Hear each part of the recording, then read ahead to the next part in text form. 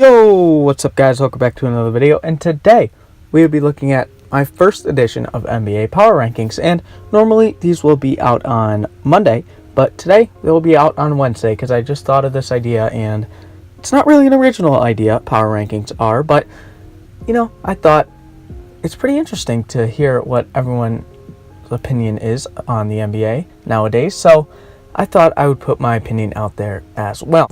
And without further ado, let's get right into my NBA Power Rankings.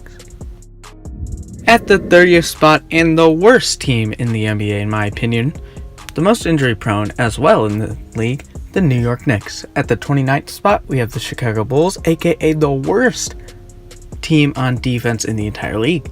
They let Klay Thompson put 50 points on them, and it was really a massacre Monday night.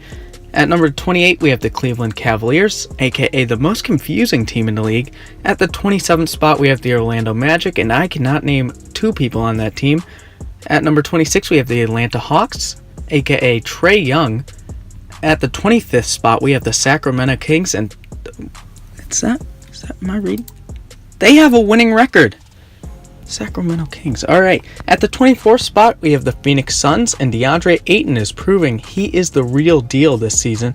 At the 23rd spot, we have the Minnesota Timberwolves. I don't care about them until they trade Jimmy Butler. At the 22nd spot, we have the Dallas Mavericks, and in my opinion, one of the best rosters in the league. At the 21st spot, we have the Brooklyn Nets, or a big sleeper in the East. And at the 20th spot, we have the Memphis Grizzlies, one of the most boring teams in the NBA, but at least Mike Conley's back. So I strategically separated each team by 3, so there will be 3 categories, and I will be talking about one team from each category. So for this category, I will be talking about the Cleveland Cavaliers. They're still winless at this time, and they are the only winless team in the NBA at the time of recording, and they have also just fired their head coach, Tyronn Lue. And as someone who has watched almost every single Cavaliers game, I view this as a great move, and to be frank with you, a much needed one. I see the Cavs as an extremely talented team, and they are clearly not living up to the expectations they set for themselves in the offseason. Yes, Ty Lue was technically the coach when we won the championship, but we all know LeBron was really leading this team. Here's a picture of Tyronn Lue. I mean, you're telling me that's the coach. It was during a big part. It was during I believe it was a Toronto Raptors game when they were doing really good last season in January. And Tyronn Lue was just outside the huddle. It's clear that LeBron was leading this team. Tyronn Lue was the perfect passive person to be the quote-unquote coach when LeBron was on this team. And I think this was an extremely smart and forward-thinking move. Now, moving on, if you don't know, Larry Drew is the assistant coach for the Cavs and is expected to take over as interim head coach. Drew is a defensive-minded coach, and the Cavs, if you didn't know, are a top 3 worst defense in the league. That is literally the number 1 weakness of this team. And Drew isn't really an inexperienced coach. He's been around and has been the assistant coach for the Cleveland Cavaliers for many years, but he also has a history of being a head coach in the NBA. I know that Cavs might tank this season, but for the long run, Drew will be an important part of building this team. And I just realized that I put 11 teams in the first category. I can't even do it right. So this will just have 9 teams. Whatever. Alright, at number 19, we have the Washington Wizards, who are off to a brutal 1-5 start. At number 18, we have the Charlotte Hornets, and it's clear that their new system is working. At 17, we have the Los Angeles Clippers, who beat the Rockets twice. Yes, you heard that correctly. At number 16, we have the Oklahoma City Thunder, who are in a huge need of shooters. At number 15, we have the Miami Heat, aka one of the deepest teams in the league. At number 14, we have San Antonio Spurs, and they are led by DeMar DeRozan, who is, in my opinion, an MVP candidate, but there might be a video on that out soon. At number 13, we have the Los Angeles Lakers, who are going through some growing pains right now. At number 12, we have the Detroit Pistons, and Andre Drummond and Blake Griffin are the real deal. At number 11, we have the Indiana Pacers, aka the sleeper, to come out of the East.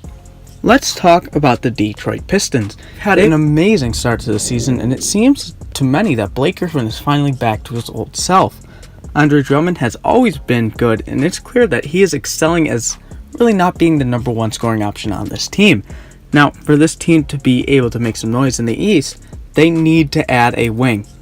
Currently, they have Reggie Bullock, Luke Kennard, and Glenn Robinson III.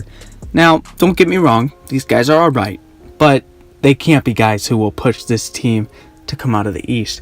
Now, if you think of some elite wings, just on the top of your head, you don't have to go too far to find someone that has recently demanded a trade from his team. Yes, you heard that correct, Jimmy Butler. If the Pistons get Jimmy, they're favorites to come out of the East. There are really too many dudes on this roster to stop, and the East, especially right now with LeBron leaving, is a toss-up.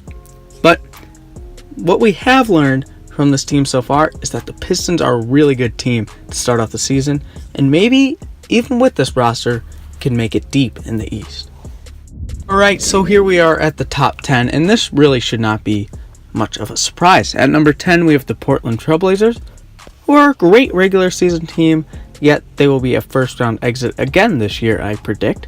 At number 9, we have the Philadelphia 76ers, who need to run the waiver wire again this year. At number 8, we have the Milwaukee Bucks, the lone undefeated team in the league. At number 7, we have the Utah Jazz, who are already living up to their expectations. At number 6, we have the Houston Rockets, and they are 1-4 to start off the season. That is really not a good sign. At number 5, we have the Denver Nuggets, the sleeper to beat the Warriors and come out of the West.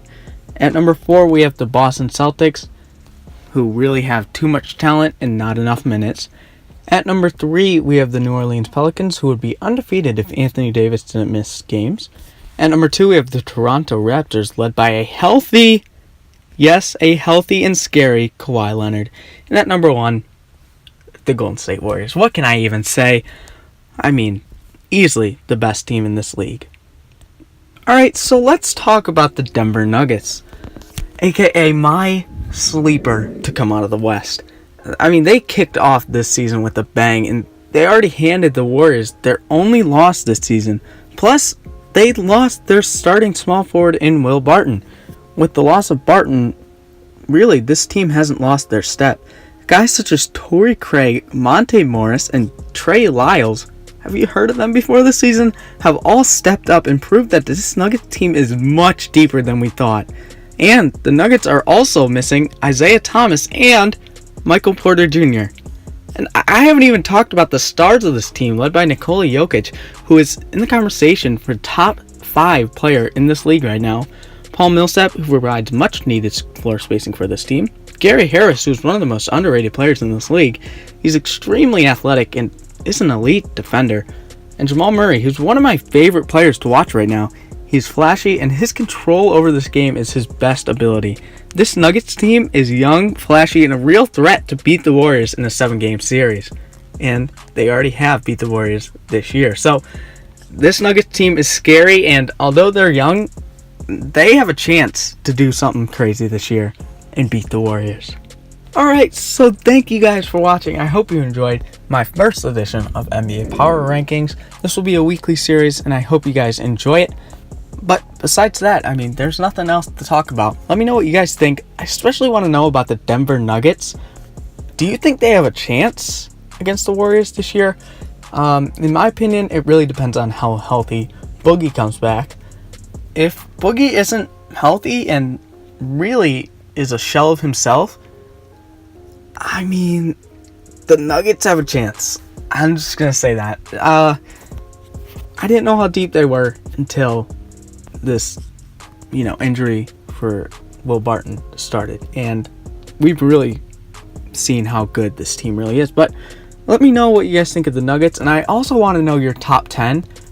Do you think I got them wrong? I mean, there's going to be a lot of variations with the top 10, especially with the season just kicking off. As we go on throughout the season, this list will get much more clearer and a lot more people will agree, but this is just my kind of early season ranking, and Again, as I said before, this will be a weekly series. So I hope you guys enjoyed. If you did, leave a like in this video.